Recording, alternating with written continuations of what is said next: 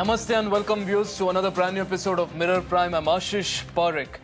Donald Trump is all set to return as the 47th President of the United States, but the focus today on Mirror Prime is not on him. Instead, it's on a controversy that was sparked recently by him with an ad during his election campaign, which showed Olympic gold medalist Imane Khelif raising her hand in victory, while a narrator says that in today's age, men can beat up women and win medals at the Olympics.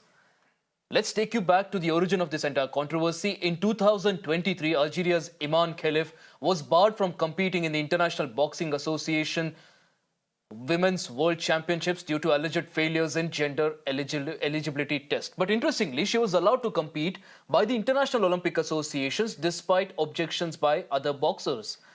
Trump and a host of other leaders questioned Imane Khelif's victory. They, in return, were called transphobic. But as it turns out now, a recently leaked medical report suggests that Khelif might actually have physical traits typically associated with males, such as XY chromosomes and also internal testicles.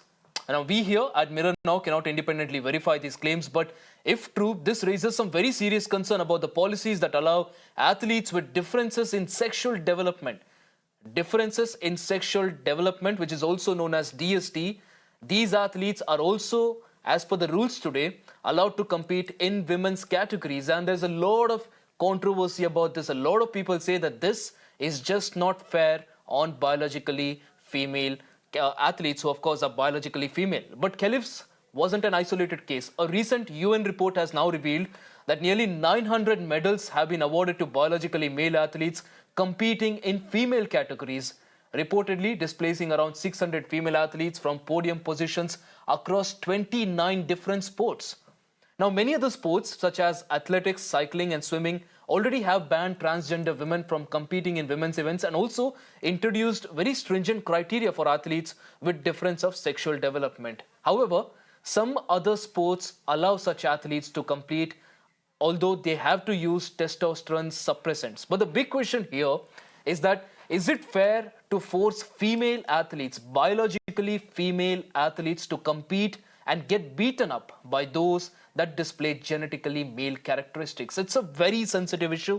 We'll, of course, be detailing this, trying to understand what it means, and, of course, trying to get to the bottom of it. Joining us right now, Dr. Sunita Grover, Asian Marathon Champion 1992, Ranjit Bajaj, who's a sports enthusiast, and also Dr. Gilada, who's an Infectious Diseases Expert and also Secretary General of the Organized Medicine Academic Guild. Gentlemen, and also Dr. Sunita ji, appreciate you joining us on the broadcast here. I'll start with Dr. Gilada.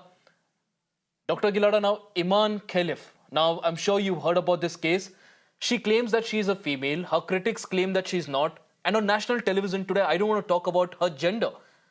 But let's also talk about a potential that there could be a possibility that this entire case could be in a gray area. A case where a person is born as a female, but she also at the same time has very dominant male characteristics. And while it is scientifically okay to let her compete with other women, it cannot be denied that she could potentially also have an unfair advantage. Thank you very much having me on this very important show. On the very first day, that is 2nd of August 2024, I raised this objection. And I said that you cannot make an unequal fight, a male fighting with a female.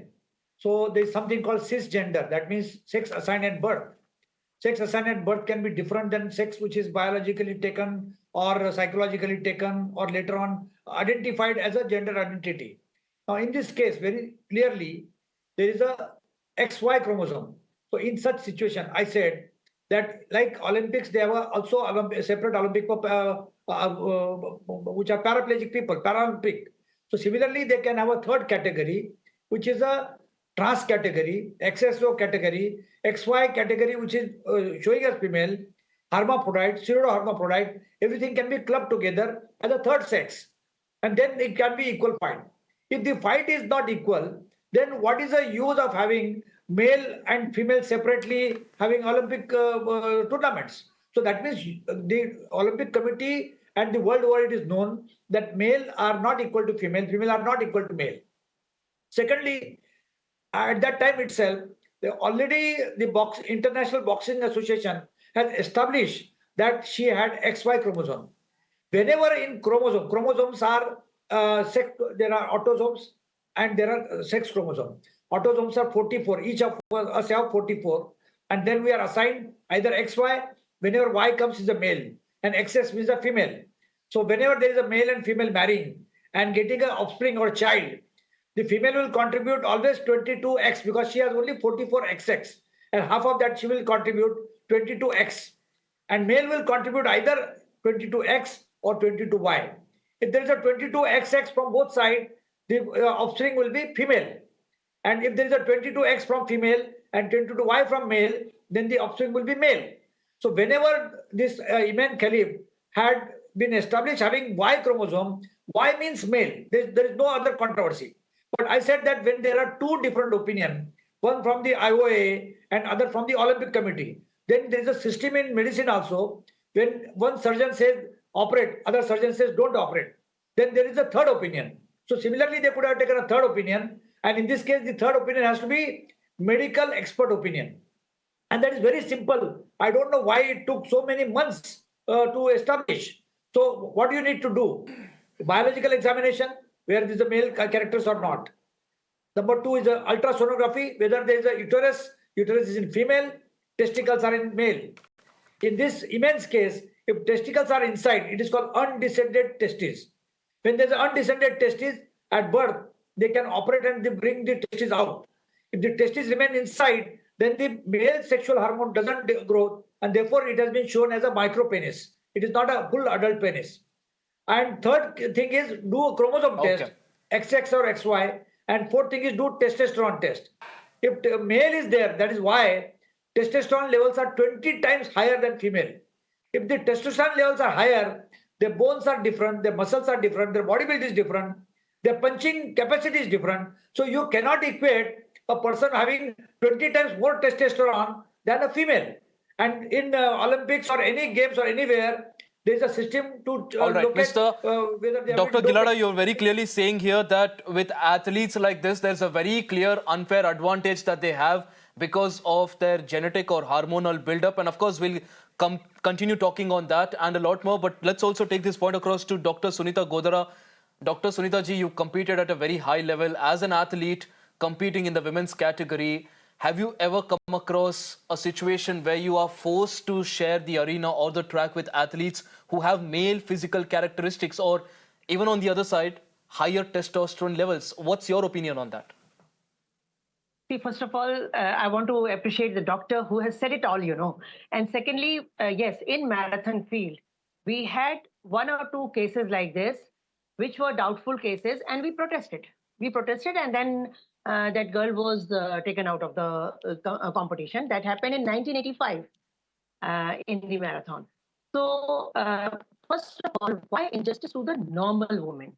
What doctor was saying is very correct, that when we have male and female categories, then why in female category you send these female, so-called females who have more testosterone? Why not you send them to the male category?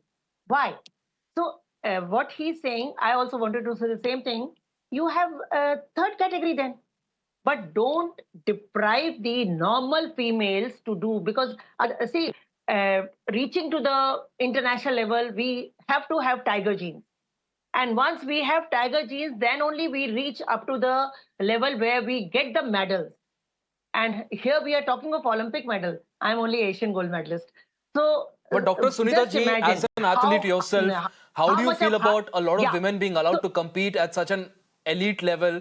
They're actually asked to take testosterone suppressants. They're asked to take different medications, and it is said that okay, you can take these medications and then you're allowed to compete. Do you think it is fair on a biologically female athlete? Doctors are doing their job. It is evolving. Rules are changing. They are always changing the rules as per the science research. But this is totally not fair. If somebody has more male hormone, that person, that female, so-called female, should not be allowed with female, because then you are depriving the rights of the normal females who have reached up to that international level with tiger genes. But these females who have male hormones, more male hormones, they can always beat them, you know. So it is injustice to the normal females. Absolutely. Okay. As a female athlete, of course, you expressed your opinion here. You are, of course, of the opinion that it has to there needs to be a differentiation between a normal in of course quotes a normal female athletes and some that of course have DST, which is of course a different sort of a development. I'll take this point across to Ranjit Bajaj now. Ranjit, this is of course a very sensitive issue here. Some people of course say that only and only women should be allowed to compete in women's sports. Some others say that, well, let's respect the diversity and let's cut some corners, make sports for all. And with the help of medicines, let's also allow, people who are maybe differently abled or differently built, let them also compete in the women's category. Do you think this is fair? First of all, thank you so much for having me, Ashish. And now I'll just give you another example. Then why not allow athletes to reduce their weight by diuretics, and Vinesh Phogat would have still been in the final? If you're going to be allowing drugs to do this, then you can reduce weight also within a day by using very, very hard diuretics and a lot of other medicines on the market which will help you reduce your weight unfairly. So I totally agree that not only is it a huge advantage, it is a very unfair advantage, because the whole purpose of dividing the two sexes up into male and female goes away. Where you have the reason of Vinesh Phogat being disqualified is Olympics is a place for fairness, for equality, and for integrity. That means when there are two opponents fighting against each other, there is no unfair advantage taken by anyone. That is why there is WADA, there are drug tests, that even things like sometimes cough suppressants make sure that the person loses the medal because that might have given him this much of an advantage. Or something like marijuana or something like other kind of party drugs, even that is not allowed because may have given, not it's not proven, may have given an advantage. But here that the person, like Right. the good doctor said, has the Y chromosome and has been proven medically. How can you allow that person, first of all, to enter the same ring as someone who is totally 100% female? If there is even 1% chance, this should not have been allowed. And it's too late already because the gold medal has been given. And now being stripped of it and then giving it to the other side just shows the double-sided behavior of IOC, because here, where you are talking about milligrams for Vinesh Phogat and you're talking about a different sex altogether, and still this debate is going on, I don't understand what the debate is about. If the person is a male in the male category, female category, and like you have, by the way, you have Special Olympics specially meant for people who are disabled, and I'm not calling the third gender disabled, by the way.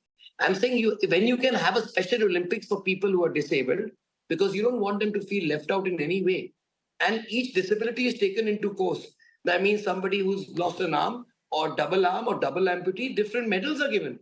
The same way you can damn well have a third gender games. Absolutely, Because Ranjit. I that totally understand the point shows you're that making here. Of everybody course, gets you're equal saying while, of course, there can be a separate Paralympics for those that are specially abled, why not also have that option of an open category, something that a lot of people have suggested as well. And really, of course, we can continue to have this discussion on and on, but of course, we'll have to shift our focus to some other political update that's coming in right now.